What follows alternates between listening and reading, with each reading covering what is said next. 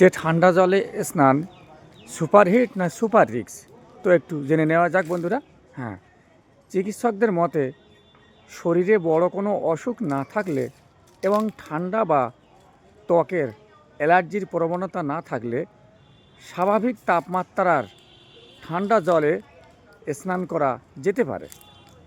2016 সালে প্রকাশিত এক গবেষণায় দাবি করা হয়েছিল নিয়মিত ঠান্ডা জলে স্নান করলে রোগ প্রতিরোধ ক্ষমতা কিছুটা বাড়ে, সর্দি কাশির মতো সাধারণ সংক্রমণের ঝুঁকি কমে, মানসিক চাপও হ্রাস পায়, এমনকি শরীরের বিপাকক্রিয়াও সক্রিয় হতে পারে। তবে এখানেই শেষ নয়, বয়স যখন আস্তে আস্তে বাড়বে, তার প্রভাবটা উল্টো হতে পারে। তবে বিশেষ করে যাদের হৃদরোগ, উচ্চ রক্তচাপ বা আগে স্ট্রোক হয়েছে তাদের জন্য শীতকালে ঠান্ডা জলে গোসল করা বিপজ্জনক। আচমকা ঠান্ডা জল শরীরে পড়লে রক্তনালীর সংকোচন ঘটে, রক্তচাপ বাড়ে এবং বেড়ে যেতে যেতে আরও ক্ষতিকারক অবস্থায় নিয়ে যায় এবং হৃদযন্ত্রের উপর অতিরিক্ত চাপ পড়ে। এছাড়া হাঁপানি বা সিওপিডির রোগীরা শীতে স্নান করলে শ্বাসকষ্ট বাড়তে পারে, ফুসফুসে সংক্রমণের ঝুঁকিও উড়িয়ে দেওয়া যায় না। ত্বকের অ্যালার্জি বা কন্ট্যাক্ট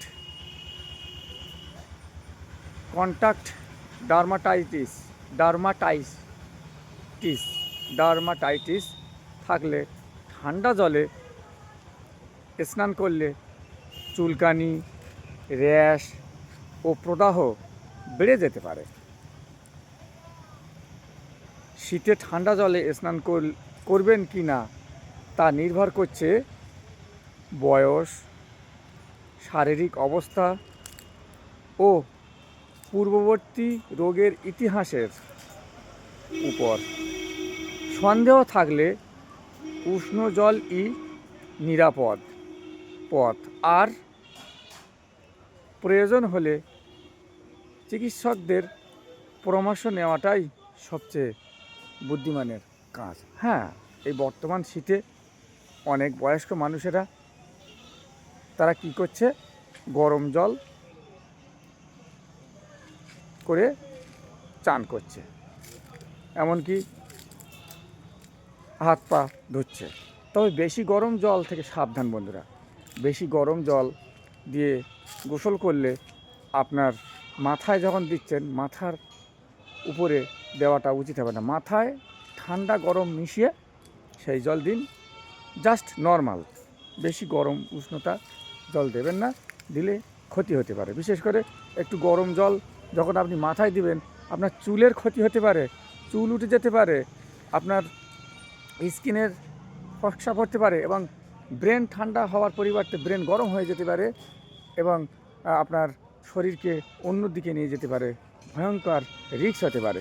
তাই গোসল করতে হলে ঠান্ডা এবং গরম জল, যেটা আপনার শরীর মোটামুটি নিতে পারবে, খুব ঠান্ডা না খুব গরম না, ঠিক এমন জল নিয়ে গোসল করতে পারেন। অনেকে দেখেছি অতিরিক্ত গরম জল নিয়ে গোসল করছে, এতে কিন্তু ভয়ঙ্কর ক্ষতি হতে পারে। ক্ষতি থেকে সাবধান আমার ভাই বোনেরা। বর্তমান যুগ খুব ভয়ঙ্কর, মুহূর্তে মুহূর্তে আবহাওয়ার পরিবর্তন হচ্ছে। এই আবহাওয়ার পরিবর্তনের ফলে আমাদের শরীরে নানান রকম ব্যাধির বাসা বাঁধছে। সেই বাসা দূর করতে হলে আমাদের সচেতনতা গড়ে তুলতে হবে, একে অপরের প্রতি। বয়স্ক মানুষদের এবং শিশুদের প্রতি বেশি খেয়াল রাখতে হবে এবং যাদের শরীরে অনেক রকম ঝুঁকি আছে তাদের সুন্দরভাবে নিয়ম পালন করে চলতে হবে।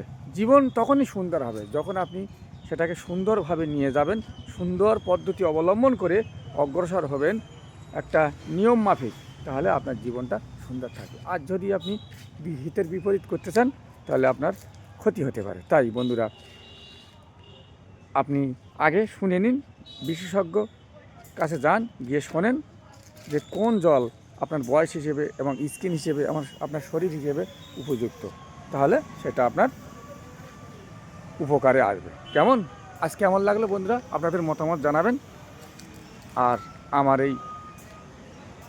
এটা ফলো করে দেবেন এবং সাবস্ক্রাইব করবেন।